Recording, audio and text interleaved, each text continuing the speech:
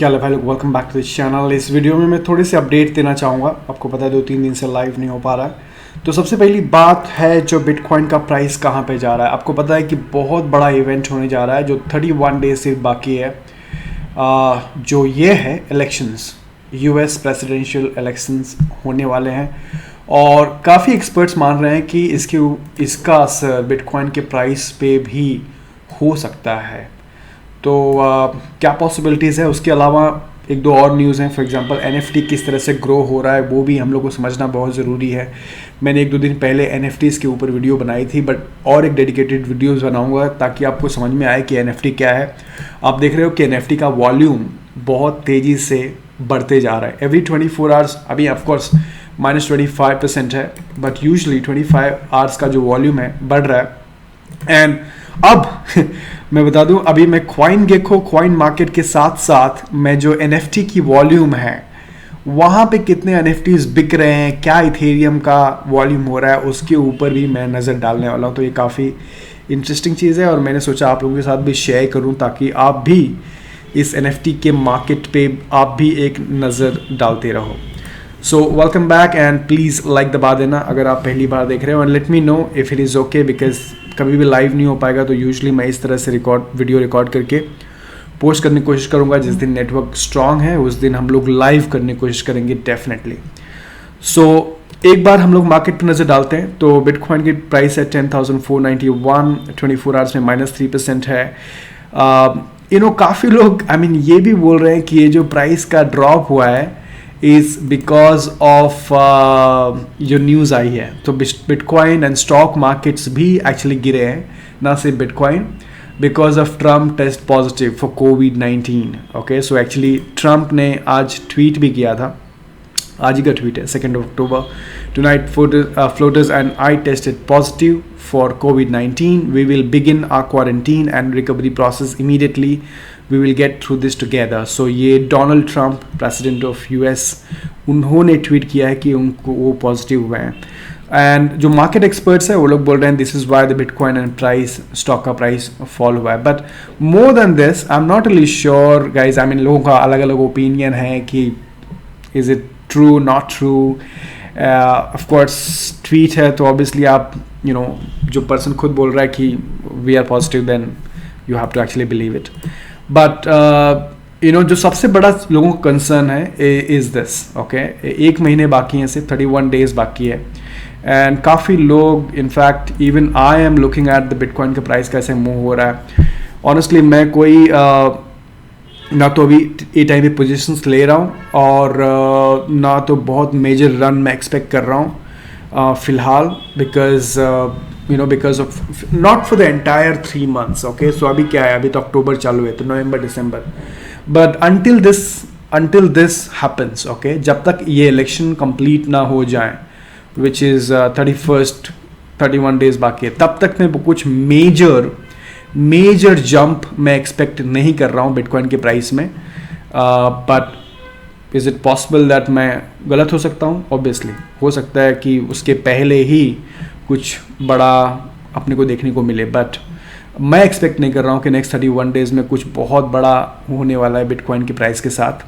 सो यहाँ पे एक एक्सपर्ट ने कुछ एनालिसिस किया है। इन्होंने 3 रीजंस बताया है: US election uncertainty, and then इन्होंने बताया कि जो ये कोरोना वायरस का जो सेकेंड स्टिमुलस मिलने वाला था, आई थिंक वो नहीं मिलेगा। लास्ट टाइम आपने देखा था जब स्टिमुलस मिला था $2,000, $1,200, तभी बिटकॉइन के प्राइस में काफ़ी उछाल आया था, बिकॉज काफ़ी लोगों का ये भी मानना है कि जो स्टिमुलस का मनी था वो काफ़ी लोग ने बिटकॉइन से बाय किया था। नॉट श्योर कितना सच है कितना नहीं। एंड कोरोना वायरस, सो ये 2-3 रीजंस हैं। काफ़ी एक्सपर्ट्स ये भी बोल रहे हैं कि बॉस बहुत इनफैक्ट बिटकॉइन का प्राइस Q4 2020 में गिरेगा। तो Q4 इज़ अभी अक्टूबर, नवंबर, दिसंबर, ये Q4 है 2020 का। मेरा क्या ओपिनियन है, मुझे लगता है कि एटलीस्ट 31 डेज जब तक इलेक्शंस हो ना जाए, मैं एक्सपेक्ट नहीं कर रहा हूँ बहुत बड़ा जंप बिटकॉइन के प्राइस में एंड ओवरऑल ऑल्ट कॉइन के प्राइस में भी ऑनेस्टली। बट उसके बाद हो सकता है चीज़ें डिफरेंट हो। अभी भी मैं काफ़ी बुलिश हूँ कि दिसंबर में प्राइस कुछ अच्छा ही रहेगा। बट हैविंग सेड दैट, मैं इस पे बहुत नज़र डाल रहा हूँ। आप ये बिटकॉइन मैगजीन ने एक ट्वीट किया था तो इन्होंने actually year by year bitcoin का प्राइस प्रिडिक्ट किया, तो प्रिडिक्ट नहीं किया, मतलब हिस्टोरिकल प्राइस बताया है। 2012 में कितना था, 11 में कितना था, 12 में कितना था, 13 में कितना था, 14 में कितना था, 15 में कितना था, 18 में कितना था, 6587, 2019 में 8000, 2020 में 10,721। सो ऑनेस्टली अगर बिटकॉइन का प्राइस गिरता भी है तो it's a good thing. At least मुझे लगता है कि जो जो लॉन्ग टर्म है वो लोग बाय करेंगे और it's a good thing for them.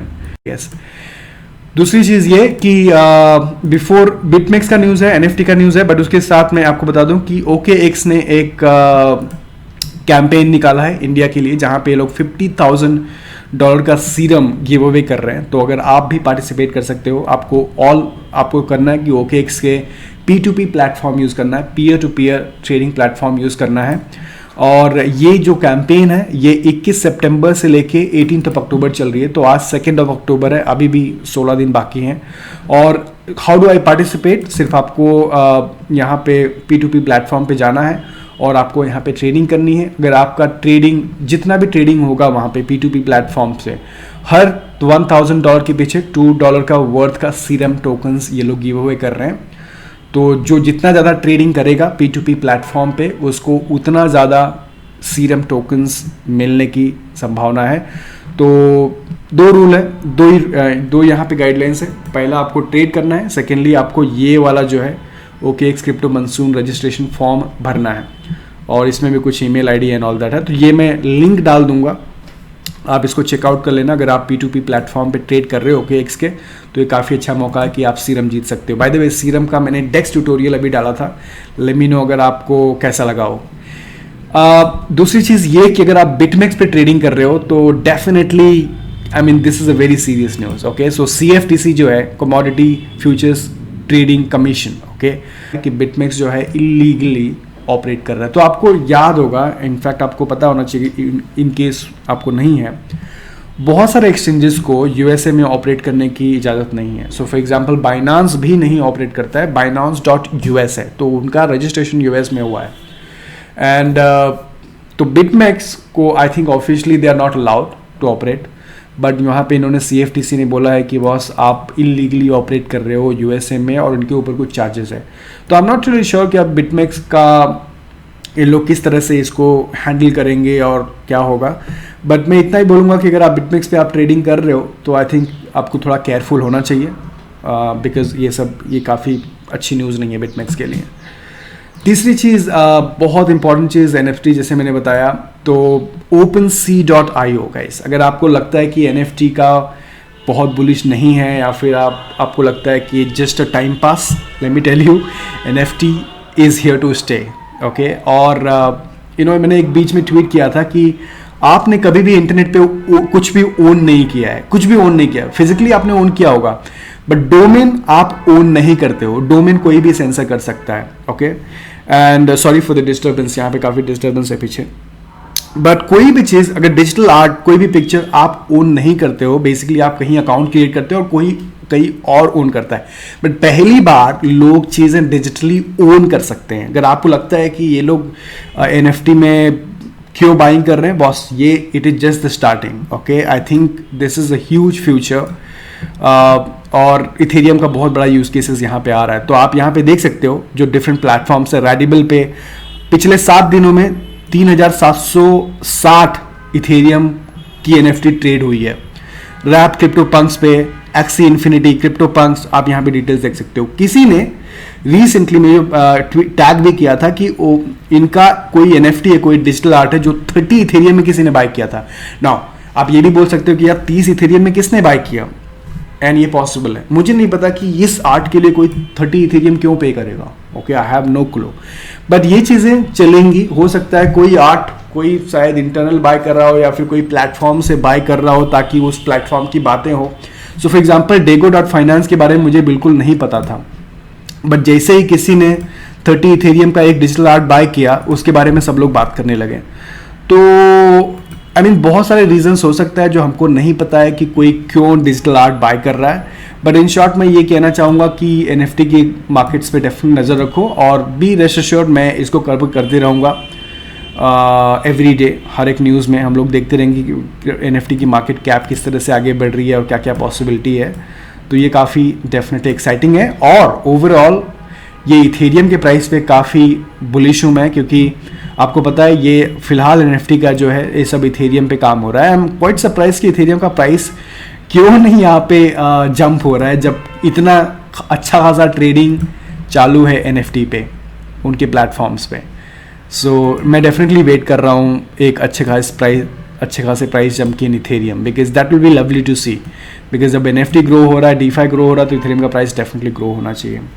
Let me know आपका क्या ओपिनियन है ओवरऑल NFTs के बारे में, एंड आपको क्या लगता है कि जैसे जैसे इलेक्शंस ये नज़दीक आ रहे हैं आपको क्या लगता है कि बिटकॉइन का प्राइस किस तरफ जाने वाला है। Thank you so much for watching, please like दबा देना। एंड अगर आप ट्रेड कर रहे हो OKX के P2P प्लेटफॉर्म पे, डोंट फॉरगेट आपको सीरम टोकन्स जीतने का मौका है, जिसका लिंक मैं डिस्क्रिप्शन में डाल रहा हूँ एंड कमेंट में डाल रहा हूँ। Thank you so much, I will see you in the live और in the next video. Take care.